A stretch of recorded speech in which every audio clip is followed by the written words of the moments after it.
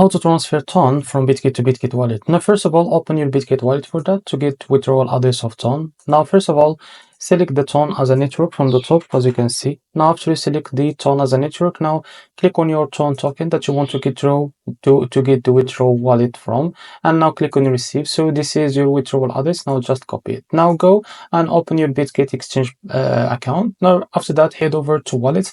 Now click on the withdraw. Now after that, what you need to do, just wait a few seconds to load this page. Now first of all, select your token here. In this case, it will be ton. Now after that, selected. Now here, as you can see, click on chain. Now select the network as a ton, and you can paste the withdrawal address here, as you can see. Now after that, if you have the memo, you can paste it here. If you don't, you just copy the special withdrawal address from your Bitget wallet. Now after that, you can here type how much you want to transfer from your Bitget to Bitget wallet, and after that, click on withdraw. And after about a few seconds to a few minutes, you will be able to receive your ton on your Bitget wallet. So this is how to transfer ton from Bitget to Bitget wallet on PC. If you found this very helpful, please like and subscribe. See you next video.